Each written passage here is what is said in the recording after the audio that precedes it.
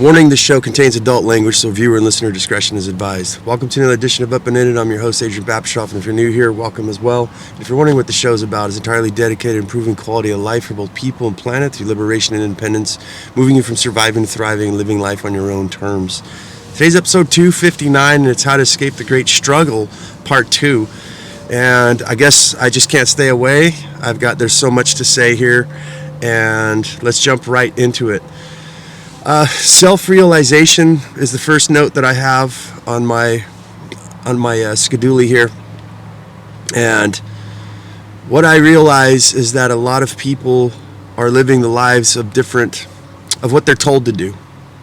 Self-realization, I don't even think people are aware even of themselves. I know that they're not aware of themselves by the way they carry themselves around, by the way they're working very hard to appear. They're working really hard to appear as what they see on television, on social media. Everybody wants to look the part.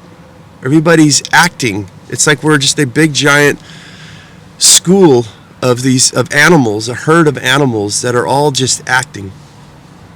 And self-realization, I think, comes from being alone, from understanding to realize that you are an individual, that you are one of the most powerful things on the planet.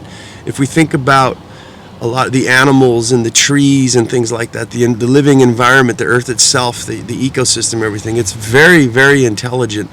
But look at how much individuals can manipulate that in good ways and bad ways. Unfortunately, the way I see the world is that there's a lot of bad ways. There's a lot of people just throwing trash out the windows and buying plastics and supporting this whole system of regular agriculture. For those of you who don't know, by plowing up the fucking fields, what we end up doing by turning the soil is we end up losing lots of nutrients. We end up depleting. We desertify the planet. And we're using this to feed livestock, to create meats and stuff. Yes, I understand. A lot of people look and say, well, animals are the biggest, problem because we're growing so much food for them. Well, if you look at how much food that human beings are growing for themselves as well and what they're doing, it's a big jumbled up mess. And it's depending on who you're listening to, what statistics. It's a very horrible thing. When it rains, a lot of the runoff from pesticides and herbicides and things like that, they all wash down the rivers and the streams, which in turn pollutes many, many things, many factors. But there's also a lot of people who are doing great things. But unfortunately, a lot of people don't want to hear about them. They're not aware of them. It's not made public, up in the public's face, in the eyes, because guess what? There's no money for the government and the corporations and people to make. It's individuals. And I think it's individuals who are doing these such things as permaculture, natural eco-farming, food forests, and things like that. New Forest Farms from Mark Shepard. There's some people, pretty heavy hitters, doing some great things. But I think that they're self-realized. And that means that they are actually taking in the money. This is big time. Mr. Mark Shepard from New Forest Farms is actually part of Organic Valley Farms, and they sell to major grocery stores. They sell, I think they're like up to $1 billion in sales with the co-op that they have. So there's wonderful, good things happening. But what does it take? What does it take for individuals like that to actually try something different, to go against the grain, right?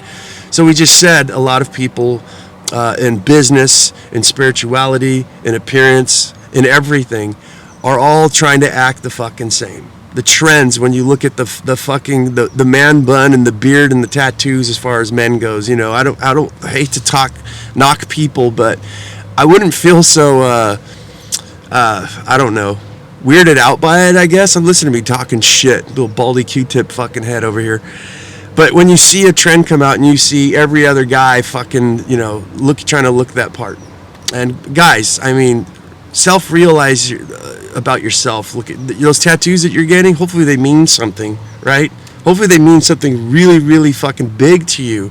Besides going and getting some pussy and looking this part of this trend just to get sleeves and tats all over your fuck so that you look apart. Maybe it's, hopefully, it's something that anyways, I'm sounding pretty fucking arrogant right now. But self-realization, I think, is what I look at for myself. We just talked about how people look and appear and what their focus is on. There was a funny moment in a show that I watched with Sadhguru. He's a spiritualist and a very intelligent guy. And he's done a lot, just a tremendous amount of stuff in his life. And a younger guy asked him, how do you find the time, to do all the things that you've done? And he says, I focus on what I want to do. He says, I notice you have a clipped up, a nice good shaved beard, and your hair's parted down the middle. You look clean. You got shiny boots and everything. Looks like you're spending an awful lot of time on your appearance. And now if you turn around and look at me, Sadhguru says, he's got this big fucking beard. His hair's like wrapped up in a fucking bun. I don't even know if he even combs it. He's just got wild, open garb, and he's more focused on the functionality of things. We talk a lot about that on the show. It's one of my personal philosophies is the functionality, not the aesthetics. What can something do for me? What am I doing as myself, as a human being, in my productivity? Who gives a fuck what I look like? What do I appear to other people? What are the actions and the things that I've done in my life? And I think to escape the great struggle is what I look at as for myself is that's, if you guys know, for anybody watching, I just got some dirty old clothes. They don't even match, Fuck, I think I got shit in my eyes. It's early in the morning here, sitting in the parking lot in my storage area. And, I'm more focused on 100% about what I can do. What's going to make me happy? What's going to make me grow wealth? What's going to make me healthy? What's going to make me bring joy into my life? Instead of living a life that seems like is planned for me. And if you guys think I'm full of shit, just take a look and ask yourself questions. Why do you look the way you look? Why do you drive the car that you drive? Why do you have the big home or a home in general at all? We're going to get into that as well. Why do we do all the things that we do? Where did this all come from? And the one big question, do you realize that you are you? My mother used to tell me when I was a kid, you probably remember, maybe you were like me, where you tried to act. You saw, for me, it was a certain skateboarder, a pro skater or surfer or something. I wanted to look like them, their hair and everything, and maybe some movie stars or a rock musician or something. You wanted to act, you wanted to be. And my mother never pointed that out to me. She just always would say, don't forget to be you. And that's what I look at for humanity, for people. Don't forget to be yourself.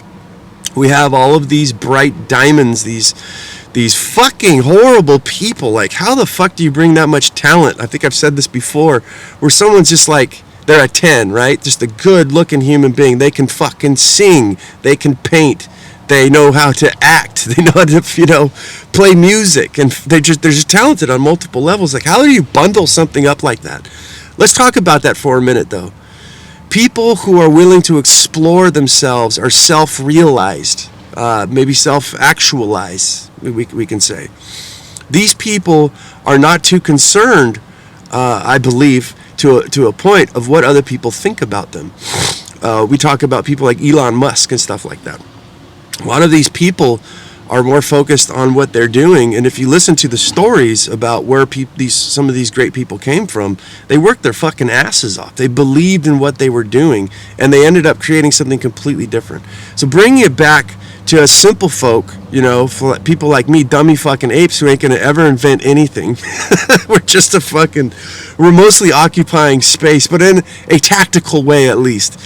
We're self-realized, and we know that we don't have to follow the herd, and we know that there's a different way of living, and maybe we're out seeking these things out. There's no way that I claim that I have answers. Like, but my point of all of this, of even coming out to public engagement to speak about these things, is not to really influence people to live like me. You couldn't live like me. There's different things, basically, is I guess what I'm trying to say is everybody has different needs, different values, different perspectives, and that's great and that's awesome. And depending on which environment that you live in, if we take lessons from nature and we look at, there's a lot of things that grow here in Sunnyside, San Diego, California that don't grow in Northern California. you know. When we get down to gardening, just simple food production for ourselves. My neighbor down the street a mile away may be able to grow shit that I can't grow because there's a heat stream. Maybe he's on a higher elevation, and maybe there's a canyon next to him where the heat actually rises and comes up and floods his property. It gives it a microclimate. So he's able to grow papayas when I live down on the hill where cold sinks and finds its lower elevation, and it gives me a frost in the winter that kills off all my papayas. So just like to learn from nature, each of us individuals, we have different ecosystems, I think, within our psyche, within, and even the physical things around us. You know, if someone lives more in the desert and someone lives more in the mountains, you know, someone lives in the tropics. You know, there's no snow. There's more rain here. There's less rain there. This is drier and hotter. There's date palms that will grow in this area. And we have to work at nighttime because it's so hot during the day in the desert. We actually have to live underground like fucking moles, you know, which I think is kind of cool.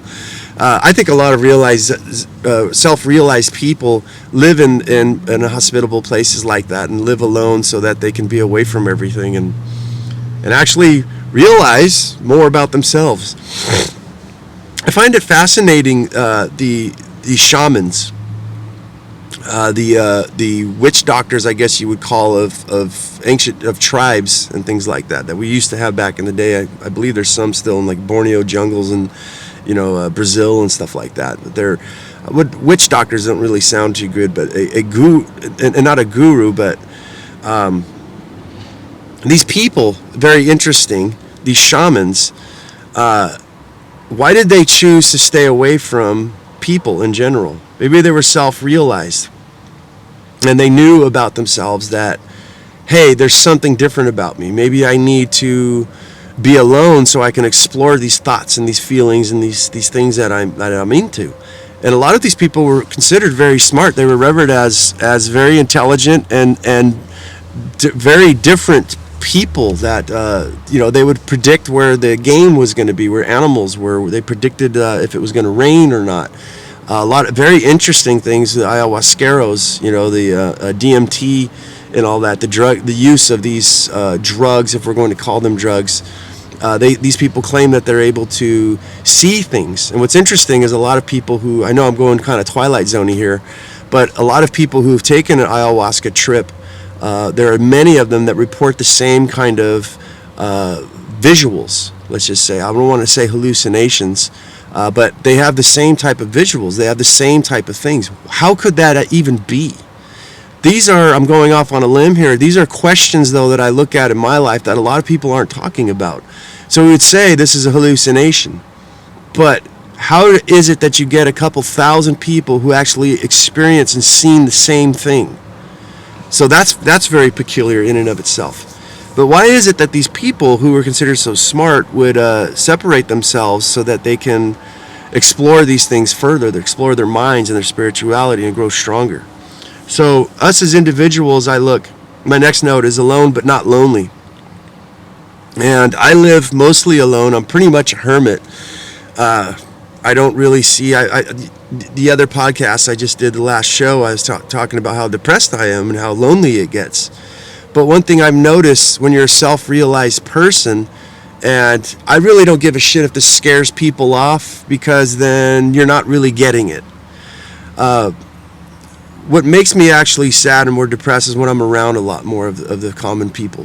When I'm around folks who are, you know, just talking about this, what I consider some of the most insignificant things, whether Taco Bell came before Del Taco, and game shows and movies and all of these type of things. This is the subject matter of the entirety of the day, you know. One thing that really trips me out is men with pussy, with women, like how much infatuated they are. You look at TikTok and stuff like that. I've been trying to research on different platforms where to place my content, and maybe I want to be a part of this, and noticing how much of sexuality, especially women, that is exploited, that's put out there, and that women exploit themselves. And there's a big fucking problem. This one's probably going to piss everybody off. I don't really give a damn. But to self-realize, I think that these women and these people who are putting themselves out there. You've only got so long where you're going to look that way. You're very beautiful, yeah. What do you got going upstairs? Probably most likely not a lot. So as my mom taught me, is you look good in your 20s, so just that's all you got. So shut the fuck up and strike a pose and utilize it. But all jokes aside, I think we need to self-realize so that we have the power in the future. Imagine for yourself that you are a 10. I actually consider good-looking people handicapped because they're treated different. Most people want something from them, especially if you're a woman. If you've got big tits, nice ass, a beautiful face and everything, you know, and the perfect skin and those gorgeous green fucking eyes. I'm not saying I ain't fucking attracted to it. It blows my fucking mind. I'm a fucking monkey. But the thing that scares me is that once all that's over, then what do you got? Right? You're left with yourself. In the end, we're all left with ourselves. I think to self-realize, too, a very wise thing to do is to go to an old age... Excuse me, still getting over the COVID-19 Delta. Go to an old age home, and you want to see disparity, and you want to see sadness and regret. Go look at the faces of these people. All of us one day are going to die. These are all things that we need to consider, and I think a lot of us disregard out of fear. And living in the moment, which nothing wrong with that, live in the moment, but also what we do for today is what we're going to contribute to our future self.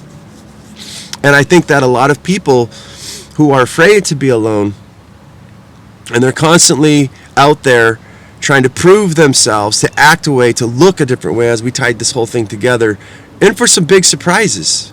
You are going to be ultimately left alone.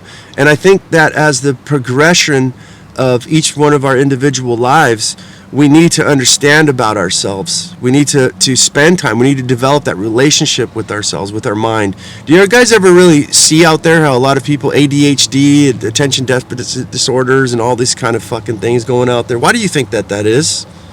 And why do we have a lot of depression and basically a lot of weak people?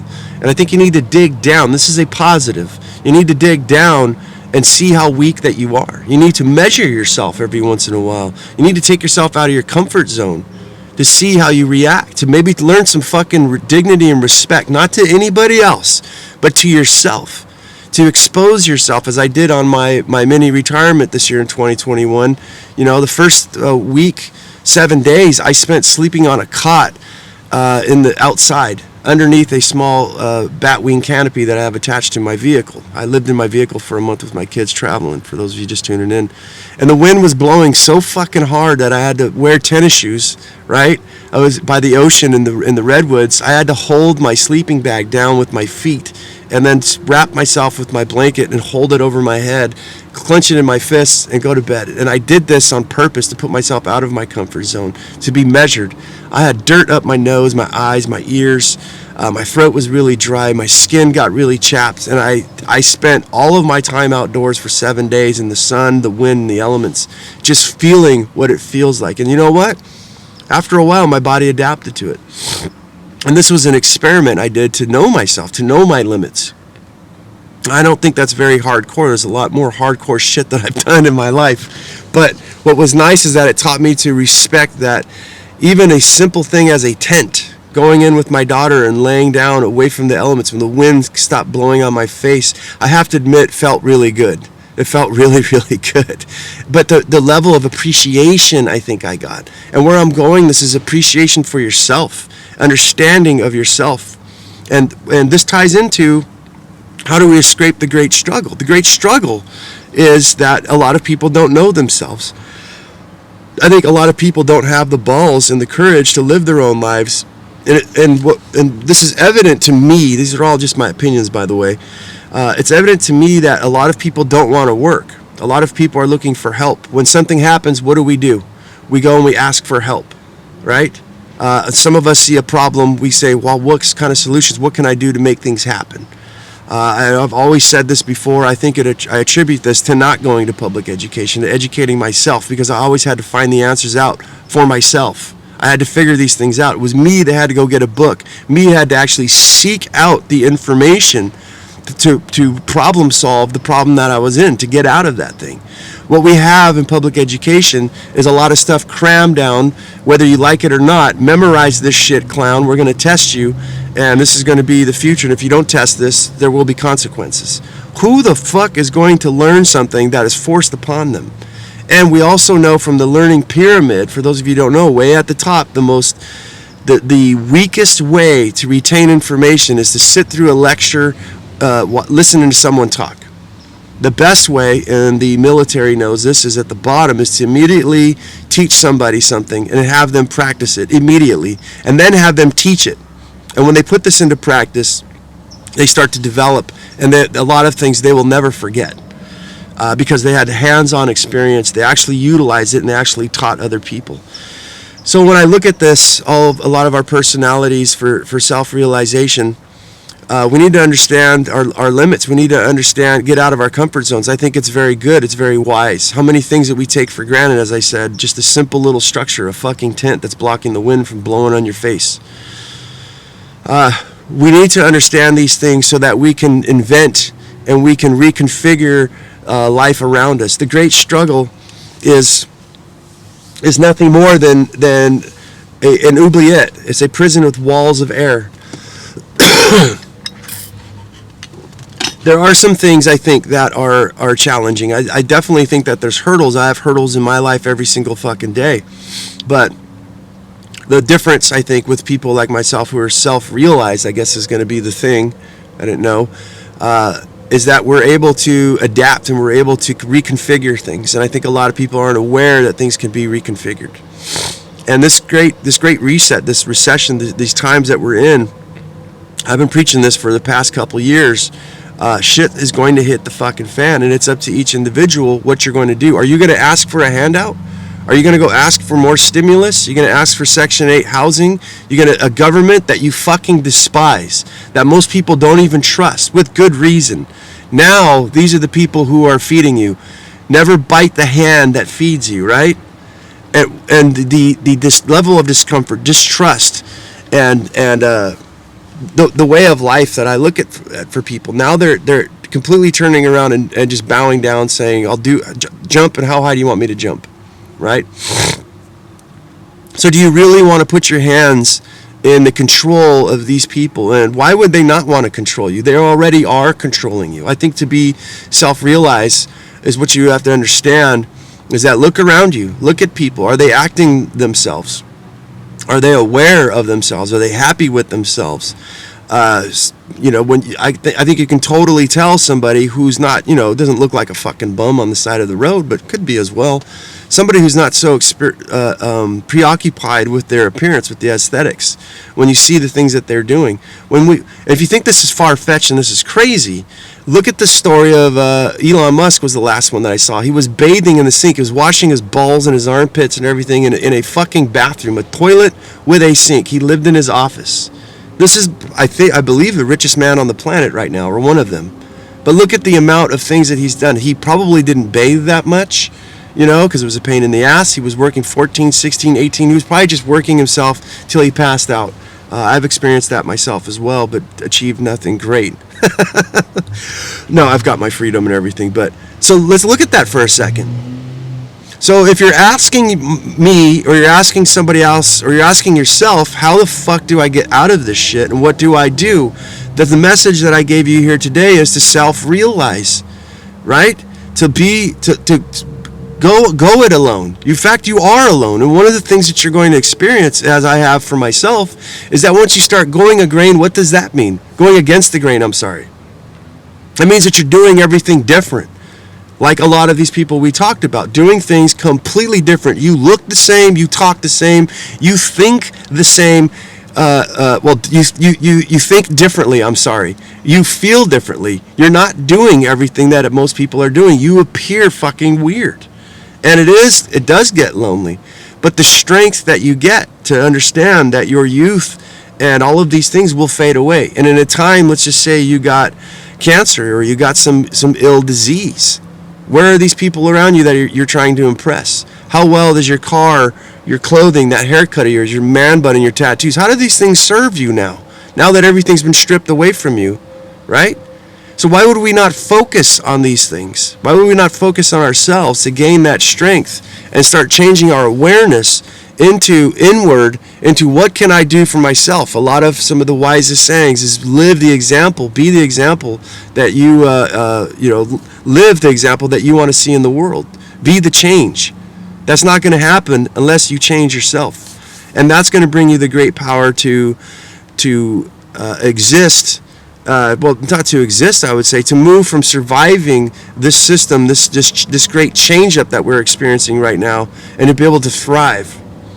There's so much more to say on here. I hope that this message finds you guys well. And that's the show. I've got to go. As I said, I'm not really asking for fucking subscribers anymore. I really don't have much faith in the word of this show being out there. I can't help to do it.